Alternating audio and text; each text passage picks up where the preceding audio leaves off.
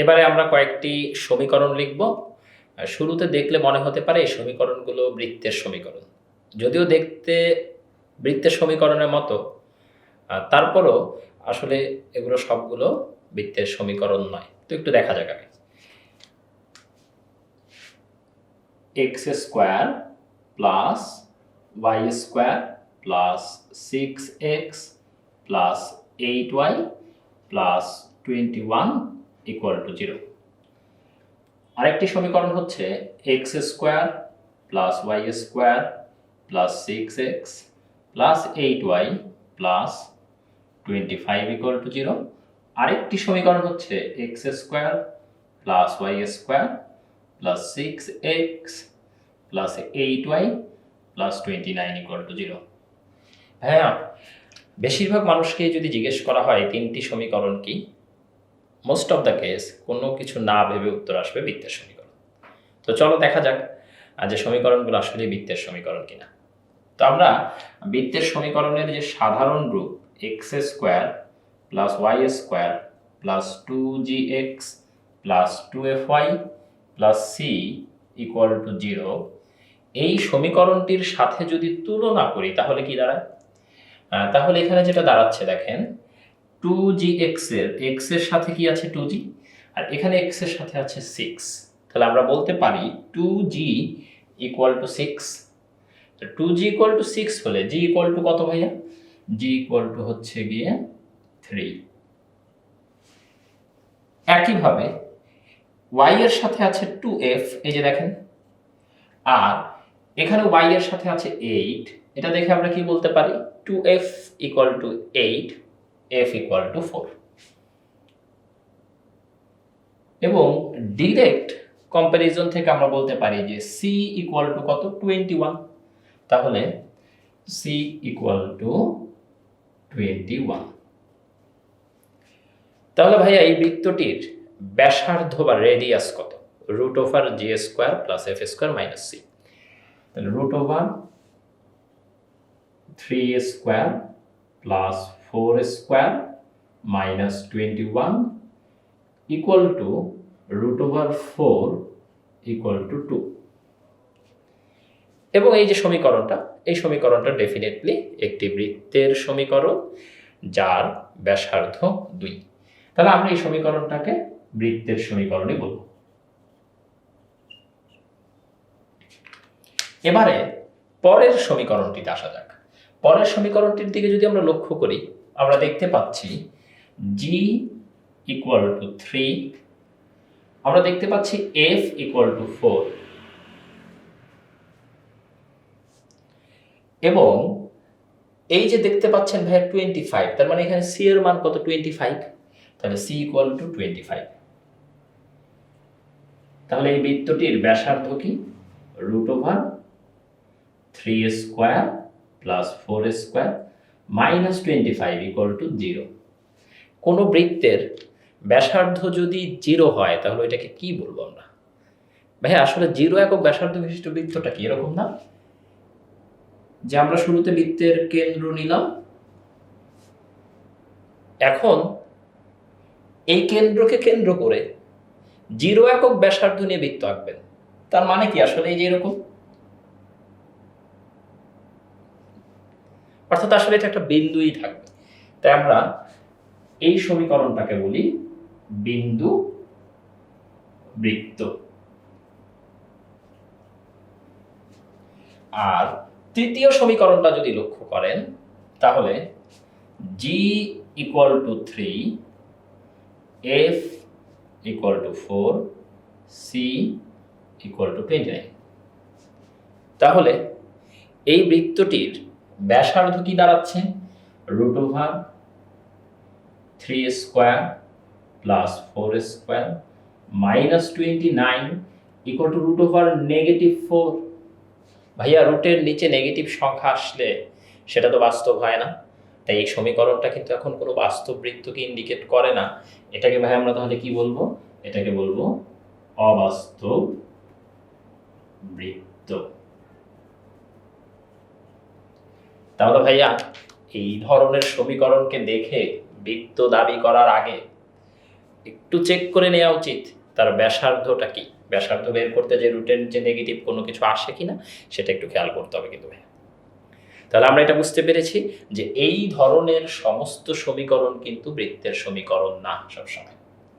ওকে ভাইয়া, আমরা যদি এবার একটু আলোচনাটাকে সামনের দিকে নিয়ে যাই, যেমন প্রথম সমীকরণটাকে কিন্তু আমরা চাইলে এইভাবেও লিখতে পারতাম। আমরা প্রথম সমীকরণ থেকে কি বলতে পারি, এই বৃত্তের কেন্দ্র কি? আমরা জানি কেন্দ্রের স্থানাঙ্ক নেগেটিভ জি কমা নেগেটিভ এফ, অর্থাৎ -3, -4। সেখান থেকে আমরা এটা বলতে পারি যে এই সমীকরণটা কিন্তু ভাই এভাবে লেখা যায় x + 3 whole square plus y + 4 whole square equal to 2 square. চাইলে এইভাবে লেখা যেত। খুব সহজেই নিজেরা চেক করে দেখতে পারেন। সেকেন্ড ইকুয়েশনটাকে x + 3 whole square plus y + 4 whole square equal to 0 square লেখা যেত, কারণ তার ব্যাসার্ধ 0। থার্ড ইকুয়েশনটা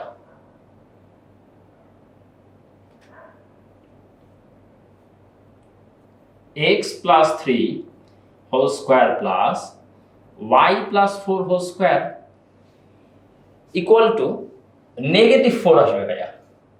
আচ্ছা, আপনারা যখন জটিল সংখ্যা পড়বেন তখন দেখবেন এটাকে অনেকে 2i স্কয়ার বলে, অর্থাৎ ব্যাসার্ধটাই কাল্পনিক সংখ্যা চলে আসছে, তার কারণে এটাকে অবাস্তব বৃত্ত বলছি। তো ভাইয়া দেখেন, আমি যদি এখন জিজ্ঞেস করি এই সমীকরণটার সমাধান সংখ্যা কত, বাস্তব সংখ্যা, এই সমীকরণটা তো একটা বৃত্তকে নির্দেশ করে। ভাইয়া, একটা বৃত্তের উপর কতগুলো বিন্দু আছে? অসীম সংখ্যক বিন্দু। এই সমীকরণটা কি ইন্ডিকেট করতেছে? এই সমীকরণটা ইন্ডিকেট করতেছে -3, -4 কেন্দ্র বিশিষ্ট এবং 2 একক ব্যাসার্ধ বিশিষ্ট বৃত্ত। অর্থাৎ এই সমীকরণ সমাধান করে x আর y এর যে মানগুলো পেতাম সেগুলো প্রত্যেকেই এই বৃত্তের উপর হতো। এই বৃত্তের উপর কি ভাই একটি দুইটি বিন্দু অবস্থিত নাকি অসংখ্য বিন্দু অবস্থিত? ডেফিনেটলি অসংখ্য বিন্দু। তাই এই সমীকরণের সমাধান সংখ্যা কি হবে? অসীম সংখ্যক। ঠিক আছে ভাইয়া, এবার এইটা একটু চিন্তা করি তো, এটা ব্যাসার্ধটা কি হচ্ছে? ব্যাসার্ধটা 0 হচ্ছে, তার ফলে ওই বিন্দুটাকেই নির্দেশ করতেছে। অর্থাৎ এটা কিসের সমীকরণ? সহজে বলবেন একটা বিন্দুর সমীকরণ। বিন্দুটা কে? বিন্দুটা হচ্ছে -3, -4। এটাকে কিন্তু আমরা আমাদের ছোটবেলার নিয়মে চেক করতে পারি যে ভাই দুইটা বর্গের যোগফল 0 হলে তারা আলাদা আলাদাভাবে 0 হয়। এই সুন্দর কথাটা মনে আছে? তাহলে আলাদা আলাদাভাবে 0 ধরলে কি হবে ভাইয়া? x + 3 = 0 এবং y + 4 = 0।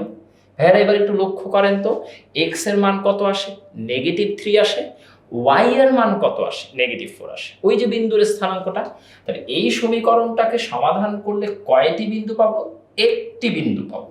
তাই এটার সমাধান কয়টা? ঠিক একটা। অনেকে কিন্তু অবাক হয়ে যেতে পারে যে ভাইয়া একটা সমীকরণের দুইটা চলক, অথচ একে সলভ করে সমাধান পাওয়া যায়। হ্যাঁ ভাই, পাওয়া যেতেই পারে, ডিপেন্ড করবে সমীকরণটা কিরকম তার উপর। ভাই লাস্টের ইকুয়েশনটা যদি জিজ্ঞেস করি তাহলে ওই ইকুয়েশনের কতগুলো সমাধান আছে? বাস্তব সংখ্যায় কোনো সমাধান নেই ভাইয়া। কেন নেই? কারণ দুইটি বর্গের যোগফল কখনোই নেগেটিভ কোনো সংখ্যা হতে পারে না। তাই ভাই আমরা এই 3 নাম্বার ইকুয়েশনটার সমাধান সংখ্যা নিয়ে কি বলবো? কোনো বাস্তব সমাধান নেই।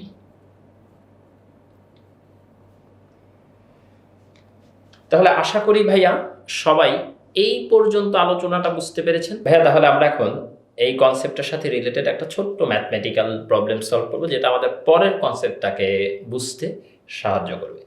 তো প্রবলেমটা খেয়াল করি। x² + y² + 6x + 8y + c = 0 বৃত্ত নির্দেশ করলে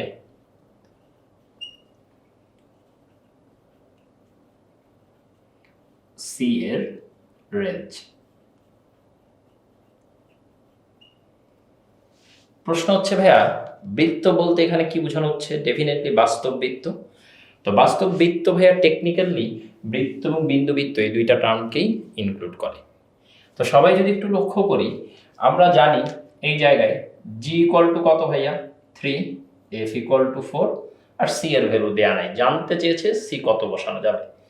তো আমরা এটা জানি যে কি হতে হবে, 3 square plus 4 square minus C must be greater than or equal to 0। কারণ কি? কারণ আমরা জানি যদি এটা বৃত্ত নির্দেশ করতে হয় তাহলে এই যে ব্যাসার্ধ যে বের করি রুট ওভারের নিচের পোর্শনটুকু 0-র সমান বা 0 থেকে বড় হতে হবে, তাই না ভাইয়া? তাহলে ভাই আমরা এরপরে কি লিখতে পারবো? 3 square plus 4 square greater than or equal C, 25 greater than or equal C, অথবা C less than or equal 25। অর্থাৎ আমার বাস্তব বৃত্ত পাওয়ার জন্য 25 বা তার থেকে ছোট সংখ্যা বসাতে হবে। এ কারণে যখন আপনি 29 বসিয়েছেন তখন কিন্তু বাস্তব বৃত্ত পান। তাহলে সি এর রেঞ্জ কি? খুবই সিম্পল, 25 থেকে নেগেটিভ ইনফিনিটি পর্যন্ত সবই।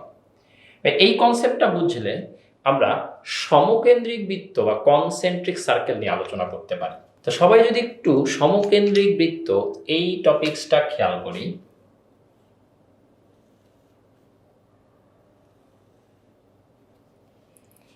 তো একটা বিষয় একটু লক্ষ্য করেন। আমি প্রথমে কয়েকটা সমীকরণ আবার লিখি। X square plus y square plus 6x plus 8y plus 21 equal to 0, x square plus y square plus 6x plus 8y plus 17 equal to 0, x square plus y square plus 6x plus 8y plus 13 equal to 0। তাহলে ভাই একটু লক্ষ্য করেন, এখানে তিনটি সমীকরণ লেখা আছে। ওকে, এই তিনটি সমীকরণ সমকেন্দ্রিক বৃত্ত নির্দেশ করে, এটা আমরা কিভাবে বুঝতে পারি? তো প্রথমে দেখেন এই চারটা টার্মের দিকে তাকান, এই টার্মগুলো। তো এটা দেখেই তো বলে দেওয়া যায় সবারই কেন্দ্র সেম, -3, -4, -3, -4, -3, -4। তাই এই প্রথম চারটা টার্ম যদি সেম হয় তাহলে ওই বৃত্তগুলোর কেন্দ্র সেম। ওকে ভাইয়া? এবং এরা সবাই বাস্তব বৃত্ত। কারণ কি? কারণ দেখেন সবগুলোতেই কনস্ট্যান্ট টার্মটা 25 থেকে ছোট আছে। এবার একটু লক্ষ্য করেন ভাইয়া, সবসময়ই যে সমকেন্দ্রিক বৃত্তের ক্ষেত্রে একদম ডিরেক্টলি চারটা মিলতে হবে তা কিন্তু একটু ঘুরিয়ে দেওয়া যায় কিন্তু। যেমন আমি যদি একটা সমীকরণ লিখি 2x square plus 2y square plus 12x plus 16y plus 15 equal to 0, এটা দেখার সাথে সাথে আপনি বলে দিলেন যে না, এই বৃত্তটা এদের সাথে সমকেন্দ্রিক না। কিন্তু ভাই একটু খেয়াল করেন, এখানে এক্স স্কোয়ার এবং ওয়াই স্কোয়ারের সহগ কত? 2। আর আমি যে প্রথম তিনটি সমীকরণ লিখেছিলাম সেখানে এক্স স্কোয়ার এবং ওয়াই স্কোয়ারের সহগ কি ভাইয়া? 1। দেখেন এখানে এক্স স্কোয়ার সহগ 1, ওয়াই স্কোয়ার সহগ 1, কিন্তু এখানে কিন্তু উভয়েরই সহগ 2। মনে রাখবেন, বৃত্তের সমীকরণে আপনি যতগুলো ফর্মুলা ব্যবহার করবেন প্রত্যেকটি ফর্মুলায় এক্স স্কোয়ার এবং ওয়াই স্কোয়ারের সহগ 1-এ নিয়ে এসে তারপরে ব্যবহার করতে হবে। তাহলে আমি এটাকে কিভাবে 1-এ নিয়ে আসতে পারি? উভয় পক্ষকে যদি ভাই আমরা 2 দ্বারা ভাগ করি তাহলে এটা x square plus y square plus 6x plus 8y plus 15/2 equal to 0। এবং এবার যদি আপনি একটু লক্ষ্য করেন এই চারটা পদ কিন্তু এটার সাথে বা এটার সাথে এটার সাথে মিলে গিয়েছে। তাই অবশ্যই আমরা এই বিষয়টা বলতে পারি যে এই বৃত্তটা এদের সাথে সমকেন্দ্রিক। এই বিষয়টা কিন্তু খেয়াল রাখতে হবে। এখন আমি এদেরকে একটু চিত্র এঁকে দেখাই। একটা চিত্র খুব ভালো করে লক্ষ্য করবেন ভাইয়া। এটা রংধনু আঁকার কোনো পরিকল্পনা না। ধরেন এই যে তিনটা বৃত্ত দেখতে পাচ্ছেন, কালো বৃত্ত, নীল বৃত্ত, লাল বৃত্ত, এই যে এখানে যে তিনটি সমীকরণ আছে, এই তিনটা সমীকরণ যদি এই তিনটা বৃত্ত দ্বারা নির্দেশিত হয়, আমার কোশ্চেন হচ্ছে কোন সমীকরণটা কোন বৃত্তকে নির্দেশ করে? অর্থাৎ এই তিনটা বৃত্তের মধ্যে কোনটা কালোটা, কোনটা লালটা, কোনটা নীলটা, এটা বের করতে হবে। অর্থাৎ আমি জানতে চাচ্ছি কার ব্যাসার্ধ বড়, কার ছোট, কার মাঝারি। সবারই কেন্দ্র সেম এখানে, তাহলে সবগুলোরই কেন্দ্র হচ্ছে এই পয়েন্টটা। কিভাবে বলা যাবে? আপনারা একটা বিষয় যদি একটু লক্ষ্য করেন যে বৃত্তের ব্যাসার্ধর যে ফর্মুলাটা √g² plus F square minus C. এই যে একটা বিষয় যদি খেয়াল করি, G square plus F square minus C, C কিন্তু বিয়োগ করতেছি ভাই। তো এই বিষয়টা কি খুবই সিম্পল কিনা, যে ভাইয়া সি এর মান যত কম হবে, অর্থাৎ যত কম বিয়োগ করবে বৃত্তের ব্যাসার্ধ তত বেশি হবে, কারণ বিয়োগ করা মানে তো কমায় দিচ্ছি ভাইয়া। তাহলে সির মানটা যত কম হবে ব্যাসার্ধটা তত বেশি হবে। তাহলে সব থেকে কম কোথায় সি এর মান? 13। তাহলে ভাই 13 আমাদের এখানে কি? 13 হচ্ছে আমাদের এখানে লাল বৃত্ত। তারপরে ভাই 17 যেটা দেওয়া আছে সেটা কি বৃত্ত? নীল বৃত্ত। আর একদম উপরে যেটা দেওয়া আছে সেটা কোন বৃত্ত? কালো বৃত্ত। ঠিক আছে, তাহলে আমরা বুঝে গেলাম যে কিভাবে ধ্রুবকের মান চেঞ্জ হলে বৃত্তের ব্যাসার্ধ চেঞ্জ হয়।